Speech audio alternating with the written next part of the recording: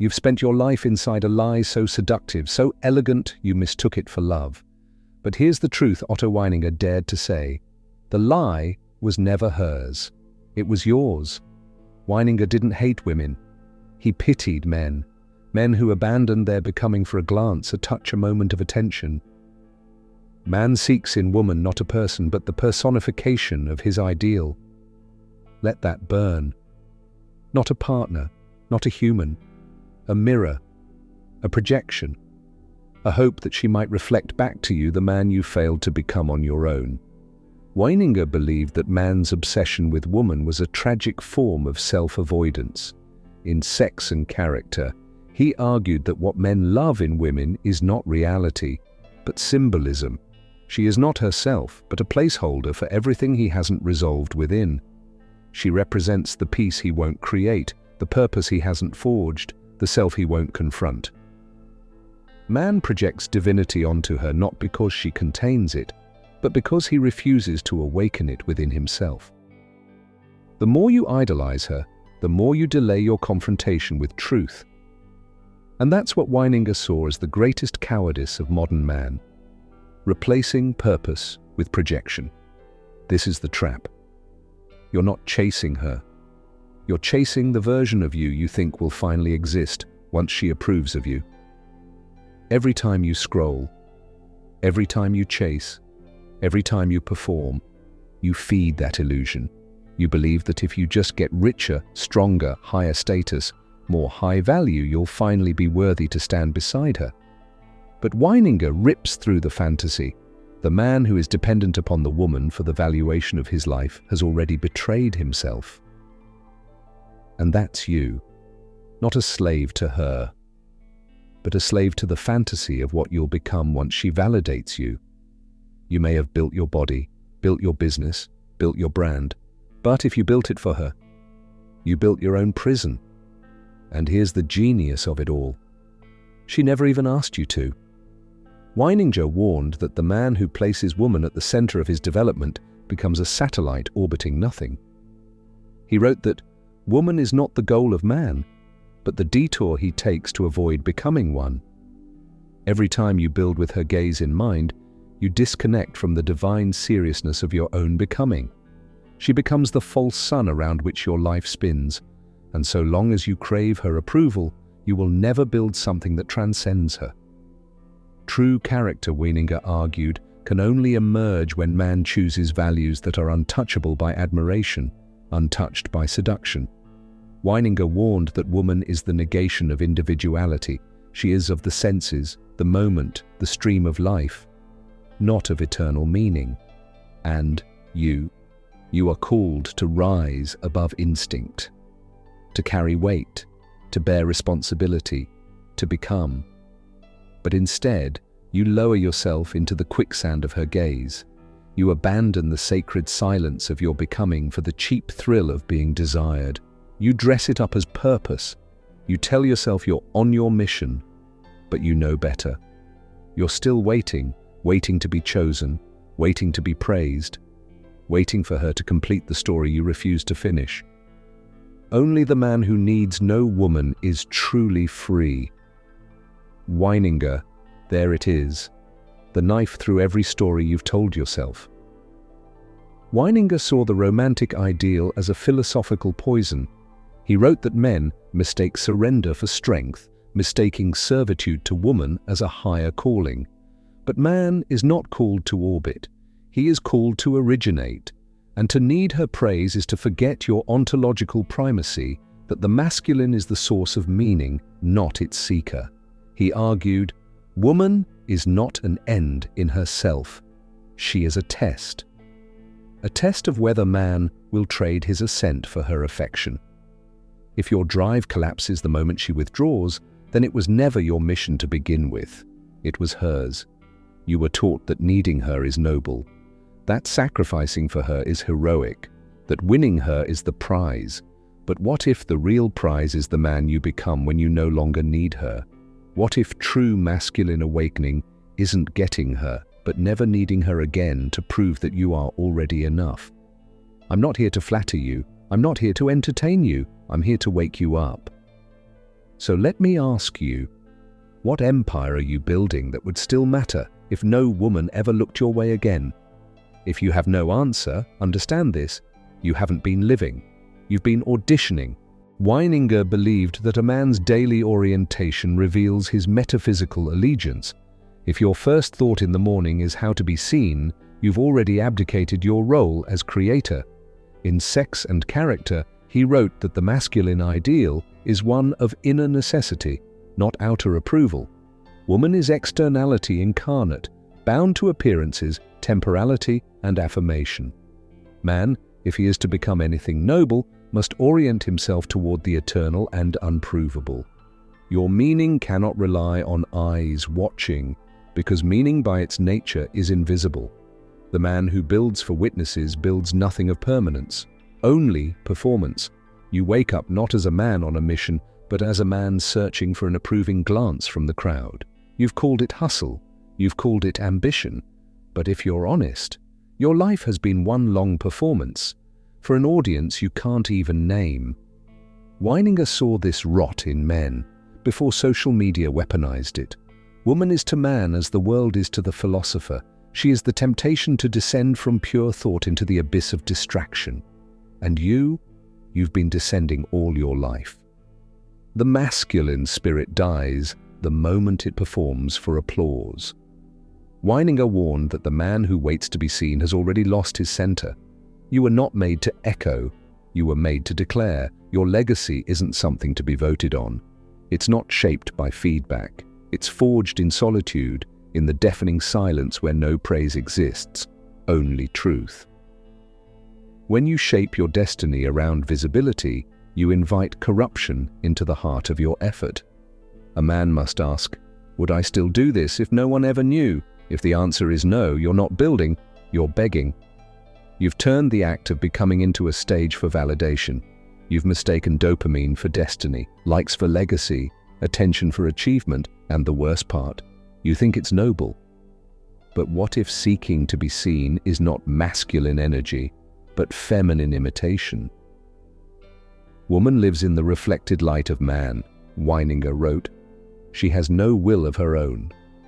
And now here you are, a man living for reflected light, living for likes, living for glances, living for applause. You've inverted your nature.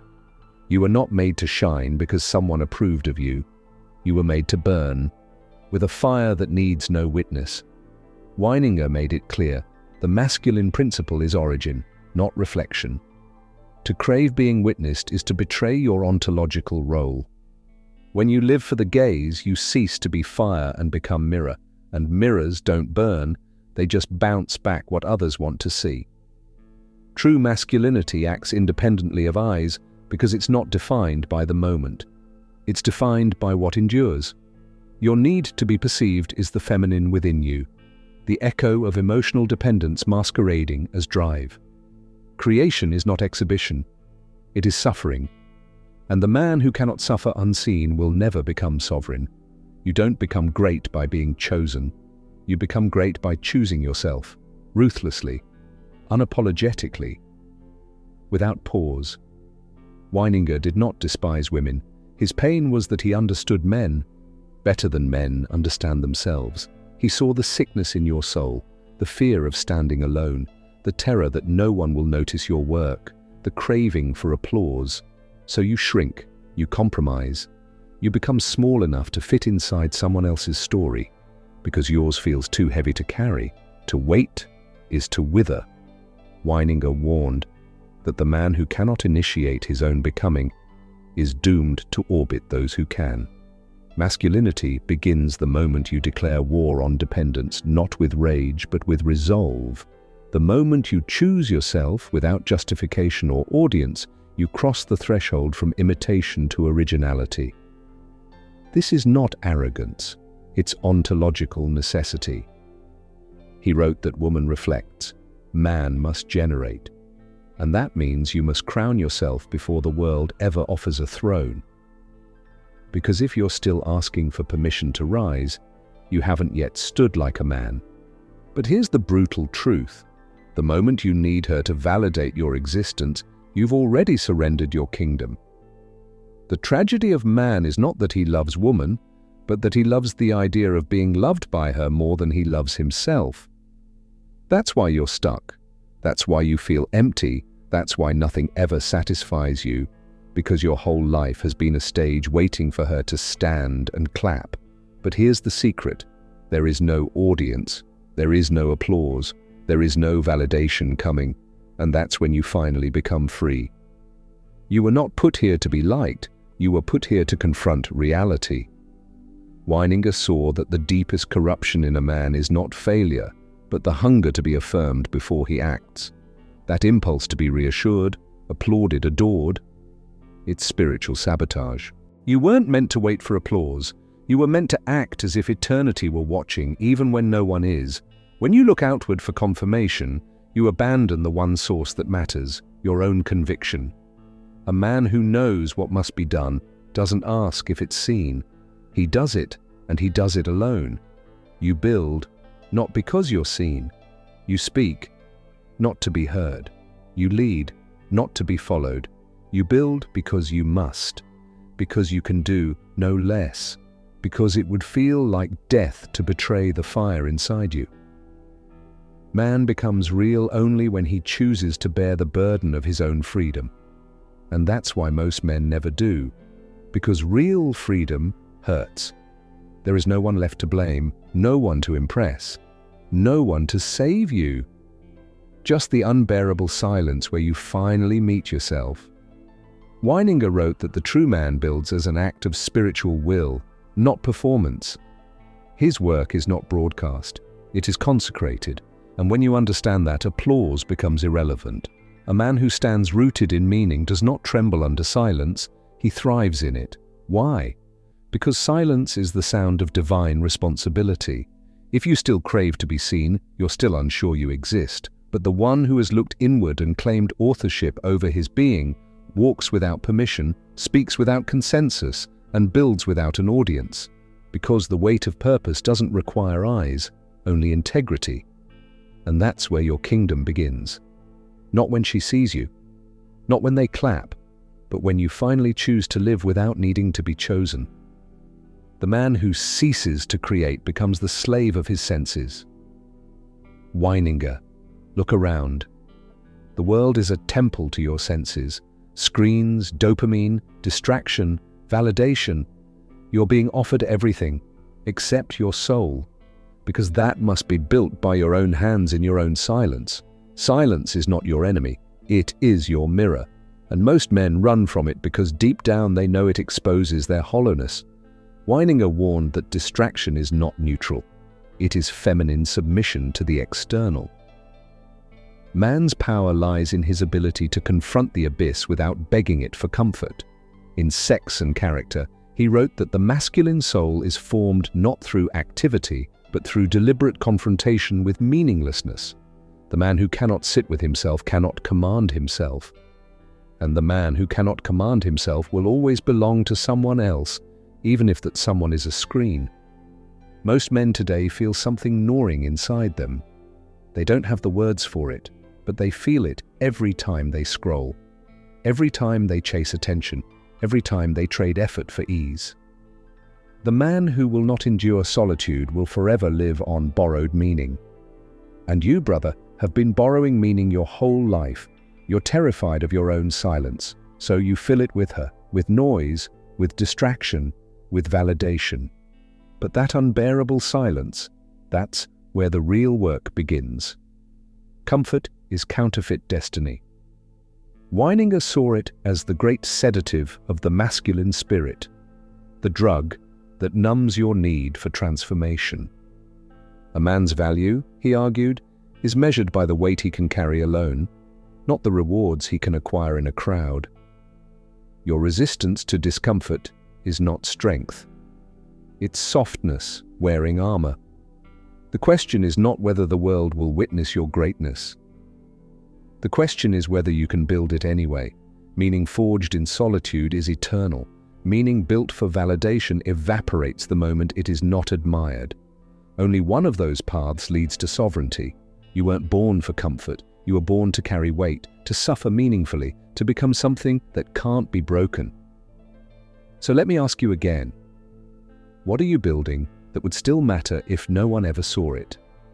Until you answer that you are still performing, still lying, still waiting, still hiding behind masks you were never meant to wear, the nice guy, the high-value man, the performer, the provider, masks that hide the fact that you're still waiting to be chosen.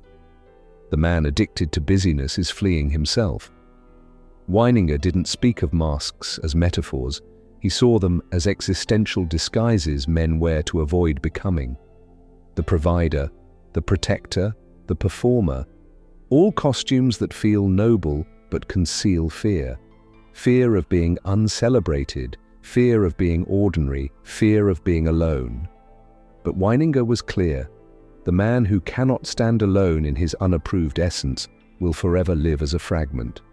The journey into manhood begins the moment you take off the costume and realize no one is coming, and even more, no one needs to. But listen closely, no one is coming.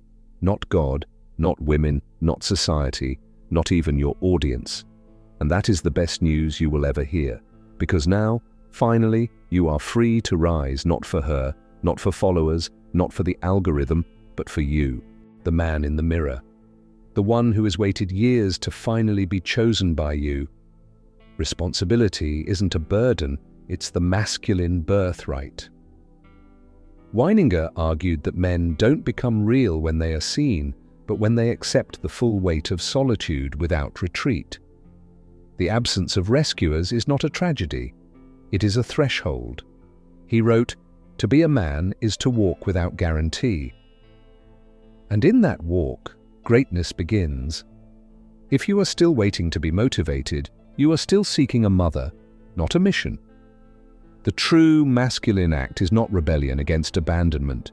It is the claiming of authorship over a life that no one else is willing to carry. You've confused motion with meaning. You've built your schedule, your status, your brand, but you're emptier than ever. The man who lives to be occupied fears the silence where his soul reveals itself. Weininger, you've called it hustle, you've called it success. But deep down you've been running from the question, who am I when there's nothing left to perform? Weininger didn't tell you to hate women. He told you to stop hating yourself for not being enough, and to stop handing her the pen to write your story. Performance is a cage dressed in discipline, and most men live there, rewarded for their masks, punished for their truth. Weininger's plea was not for men to escape the world, but to stop escaping themselves. He warned that masculinity is mutilated the moment a man believes he is unworthy without praise. The tragedy isn't that you were rejected, it's that you preemptively disqualified yourself unless adored. But a man's value is never given, it is assumed. It is carved, declared, and carried without confirmation until your worth exists before her glance, and beyond her absence you are still begging to be born. You've been waiting to be crowned, to be told you're finally high value, to be chosen. But here's the truth, the man who waits to be crowned never becomes king. It is the mark of a true man to create meaning where none is given. So stop asking what you want. Ask what you're willing to suffer for, because one road leads to slavery, the other leads to sovereignty. And only you can choose which one you take. There is no crown coming, because the king crowns himself. That's the horror most men avoid, the realization that no one will anoint you but you. Weininger wrote that the masculine task is to create meaning where none is given, and that task begins when you stop confusing approval with authority. You're not in exile, you're in apprenticeship. Every rejection, every silence, every ignored effort is the universe asking, will you lead even now? The answer to that question determines whether you rule yourself or keep waiting for a throne built by softer hands, for a king you'll never become. He who carries his own meaning fears no rejection, fears no woman, fears no silence, because he has nothing left to prove, So build your empire, write your book, forge your body, shape your mind, not for attention, not for followers, but because you must. Because the weight of not becoming is heavier than the fear of being overlooked. You fear being invisible because you've never seen yourself clearly. Weininger taught that the highest form of masculinity is self-evident action, the act that requires no explanation, no permission, no echo. The man who builds with eternity in mind does not glance sideways. He is not nourished by approval. He is anchored by necessity. If you need applause, your work is not sacred. It's a performance. But when your meaning is internal, you stop looking to the world to confirm it. You stop negotiating with fear. You stop waiting. Because real authority is quiet, and the man who holds it doesn't ask. The enemy was never external. It was the part of you that waited. Weininger saw this inner division as the core fracture in modern man, the passive self that defers and the authentic self that dares. The tragedy is not that she manipulated you, it's that you volunteered your sovereignty in hopes she'd define it. But masculinity begins when you revoke your permission slip to be ruled. No more waiting for signs, no more scanning her face for who you're allowed to be. This isn't rebellion, it's return. Return to yourself. And once you choose yourself, the boy dies and the man begins. You were never being played by her, you were being played by yourself, and now the game ends. So let me leave you with this. This is where the boys walk away entertained, and the men walk away reborn. True masculinity begins where the need for validation ends, so choose yourself. Crown yourself and build anyway. And if this message hit you, don't just nod. Act. If you found value in this video, please like, share, and subscribe to Echoes of Wisdom. Your support helps spread timeless philosophy to those who need it most.